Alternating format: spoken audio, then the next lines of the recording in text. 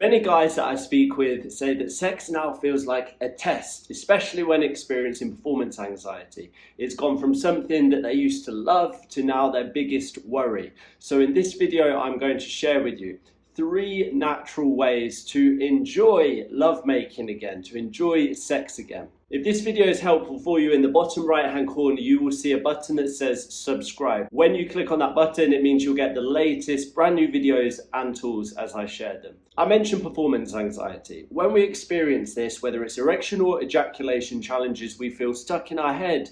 Sex feels like something that we avoid. We want to avoid intimacy because we don't want to have this fear of it not working, or the embarrassment or the awkwardness that we have experienced in the past.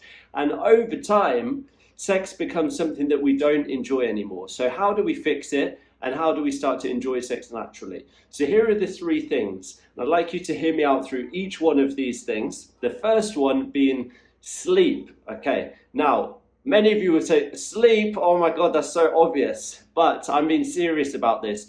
This is now time to check your sleep hygiene. Just do a check-in on your sleep hygiene as we're going through this video. What do I mean by sleep hygiene? First is, how much sleep are we getting each night? What's the time? 6 hours, 5 hours, 7 hours, 8 hours. I want you to do a check-in on this and ask yourself, what time do you usually turn the television or turn your phone off? Okay, and then what time do you go to bed? And then what time do you fall asleep? And what time do you usually wake up? And what ends up happening is actually about 5 or 6 hours rather than what they thought of the 8 hours. So I'd like you to check in on that first of all. How much sleep are you actually getting?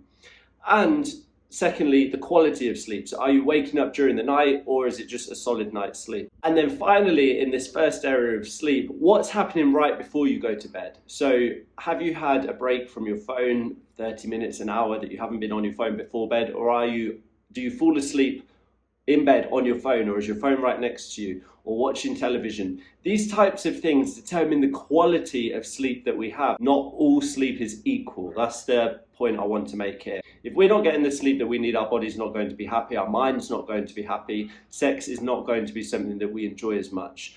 Secondly, context. The context in which we're having sex, you may have heard me talk about this before, is really important. What do I mean by context? For example, the time of day that we're having sex, the place in which we're having sex, the expectations. Has there been time built up throughout the day, flirting, or am I expecting myself to just go from 0 to 100 miles an hour straight away, a few kisses and then straight to sex? All of these things plus more make up the context in which we're having sex. First of all, to start off thinking about a few times where you've had intimacy. It doesn't have to be full sex, but where you've had a moment of intimacy and it's felt nice, it's felt enjoyable. Just think, what was going on throughout that day? What led to that moment? What was it that I enjoyed about that moment? Do that for 1 or 2 memories. Then do the same thing for sex that didn't go to plan, for intimacy that didn't go to plan. Ask yourself the same question. What was going on that day? What was on my mind? What was happening in the moments before sex? What was it that I didn't enjoy? And likely you will see these are 2 very different types of settings, 2 very different types of scenarios, different contexts. So the context in which we have sex, the context in which we're expecting ourselves to have intimacy really matters. Maybe you were expecting, when it came to this video, natural pills or supplements to be able to sort this. None of that shit is going to come anywhere close to the quality of lovemaking when we focus on things like our sleep, when we focus on things like the context in which we're having sex. And before I share the final one, if you can relate to what I've mentioned in this video about performance anxiety, and you have questions on your mind that perhaps you've been searching for answers for weeks, for months, maybe even years, that you feel you just haven't got answered yet, I'd like you to head to the comment section after this video below, and you'll see something called the Top 3 Questions Guide. The Top 3 Questions Guide. This is the top 3 questions that men ask me personally about sexual performance anxiety and how to fix it so that you can get those answers. Okay, the third one, our mindset. And again, this one, like sleep at the beginning, may sound so, oh, of course I need to think about my mindset. But I want you to take a moment to imagine tending to your mindset like you would tend to a garden. Imagine that you were growing a garden and looking after it and caring for it. What type of thoughts are in your mind when it comes to sex and intimacy? For example, am I pushing myself? I've got to do this. I must do this. If I'm, a real man, would do this at least once or twice a week, so I've just got to do it.